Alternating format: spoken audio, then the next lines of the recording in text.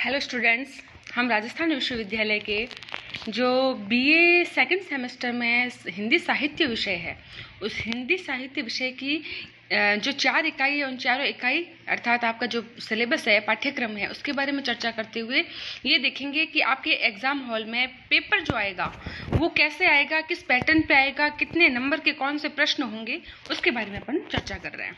हम देखते हैं कि अभी जो एनईपी अर्थात अपनी जो न्यू एजुकेशन पॉलिसी आई है, इस एनईपी के थ्रू अपने ईयरली की जगह क्या हो गया है, सेमेस्टर सिस्टम हो गया है। ठीक है, इस सेमेस्टर सिस्टम में क्या है कि आपकी यूनिवर्सिटी जो है वो जो ऑप्शनल आपके जो भी सब्जेक्ट्स होते हैं उसके 30 नंबर जो है वो कौन भेजती है, कॉलेज भेजती है।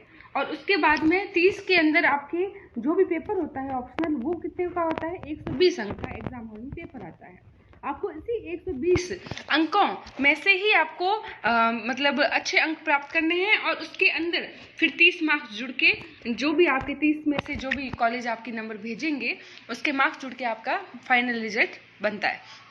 लेकिन आपको 120 में से जो पासिंग मार्क्स का क्राइटेरिया है, अगर आप उसको कंप्लीट 120 में से नहीं करते हैं तो 30 नंबर में भेजे गए नंबरों को जोड़कर जो अगर आपका एग्रीगेट नंबर बनता है उससे आपके पासिंग मार्क्स नहीं माने जाएंगे और आपके सब्जेक्ट में बैक लग जाएगी। इसलिए ध्यान देना और ये अच्छे से तय करके जाना कि 120 में से आपके इतने अंक तो आने ही चाहिए कि आपकी बैक एटलीस्ट ना लगे। फिर हम देखते हैं कि आपकी जो सारी यूनिट है, इन चारों यूनिट को आपके पेपर में कैसे 3 खंडों में बांट के और फिर पेपर बनेगा। इन 3 खंडों में जो पेपर आएगा, इस 3 खंडों के इस पेपर में 3 खंडों के इस पेपर में जो पहला खंड है उसके अंदर आएंगे वेरी शॉर्ट क्वेश्चंस अर्थात अति लघुतरात्मक प्रश्न। अति लघुतरात्मक जो प्रश्न होंगे वो टोटल कितने आएंगे, 10 प्रश्न आएंगे। और ये जो 10 प्रश्न होंगे वो एक प्रश्न कितने नंबर का होगा, 2 नंबर का। ऐसे करके 10 × 2 बराबर 20 अंक के तो आएंगे वेरी शॉर्ट क्वेश्चंस अर्थात एक 1 लाइनर क्वेश्चंस जो है वो आपके पेपर पैटर्न के खंड क में है अर्थात पहले भाग में। दूसरे जो खंड बांटा गया है वो खंड है व्याख्याओं का खंड है। उस व्याख्याओं के खंड में हम क्या देख रहे हैं कि 4 व्याख्या आएगी। इन 4 व्याख्याओं के एक व्याख्या के कितने अंक हैं, 10 अंक है। तो 4 × 10 अर्थात 40 अंक की तो आपकी कितनी होगी, व्याख्याएं होगी। तो प्रश्न 1 तो बन गया अति लघुतरात्मक। प्रश्न 2 में आएगी 2 व्याख्या, 3 में आएगी 2 व्याख्या, 4 में आएगी 2 व्याख्या और 5 में आएगी 2 व्याख्या। इस प्रकार ये 4 प्रश्न आएंगे। इन 2 व्याख्याओं में से आपको अथवा में दी जाएगी और उसमें से आपको एक करनी है। जैसे प्रश्न 2 है, इस 2 प्रश्न के अंदर पहली यूनिट जैसे दूसरी यूनिट है, व्याख्या आपकी पहली यूनिट से इसलिए नहीं बनेगी क्योंकि पहली यूनिट में आप देखिए आपके क्या दिया गया है, कहानी का विकास, कहानी के तत्व, उपन्यास का विकास और उपन्यास के तत्व। इस यूनिट से आपके सिर्फ निबंधात्मक प्रश्न ही आएंगे या फिर 1 लाइनर प्रश्न बनेंगे। इससे व्याख्या नहीं आएगी क्योंकि ये कोई रचना नहीं है, कहानी और उपन्यास के विकास क्रम को दिखाया गया है। फिर हम देखते हैं आपकी दूसरी यूनिट, तीसरी यूनिट और चौथी यूनिट। इन चारों यूनिट में 4-4 क्या लगे हुए हैं, 2 यूनिट में तो 4-4 कहानियां लगी हुई है और चौथी जो यूनिट है उस चौथी यूनिट के अंदर आपका एक उपन्यास लगा हुआ है और इसमें 4-4 कहानियां लगी हुई है। इन 4 कहानियों में से 2 व्याख्या आएगी, उसमें से एक करनी है।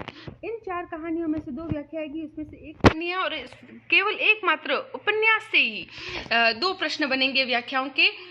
कौन सा प्रश्न, 4 और 5। इस 4 और 5 प्रश्न में 2 व्याख्या उपन्यास की, 2 व्याख्या उपन्यास के, मतलब टोटल 4 व्याख्या उपन्यास की आएगी, जिसमें से चौथे में भी एक करनी है और 5वें में भी एक करनी है। इस प्रकार आपकी व्याख्याओं का क्रम बनेगा। और आपको पहले ही बता दिया कि एक व्याख्या कितने अंक की है, 10 अंक की है।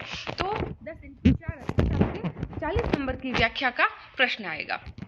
उसके बाद तीसरा खंड बांटा गया है आपके पेपर में। उस तीसरे खंड में हम देखेंगे आपके टोटल 4 प्रश्न आएंगे, वो भी ऑप्शन दिया हुआ होगा अथवा आएंगे।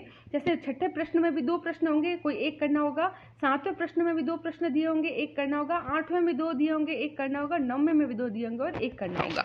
अब इसमें भी क्या है, जस्ट ये 4 प्रश्न है तो 4 प्रश्न के आपको ये भी पता है कि आपकी टोटल कितनी यूनिट है, इकाई कितनी है, 4 है। इन 4 इकाई में से प्रत्येक इकाई में से 2-2 प्रश्न बनेंगे और उन 2 प्रश्नों में से आपको कोई एक प्रश्न जो है वो सॉल्व करना है।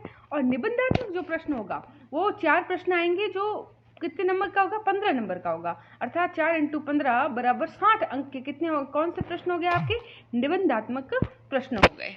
तो इस प्रकार आपके हिंदी साहित्य विषय का पाठ्यक्रम और इसका जो पेपर पैटर्न है वो इस तरीके से बांटा गया है, और आपको विशेषकर ध्यान रख के एग्जाम हॉल में जाना है और व्याख्याओं को अच्छे से तैयार करना है। व्याख्याएं आपके उपन्यास से 4 आएगी, इसलिए उपन्यास पे थोड़ा ज़्यादा गौर करें।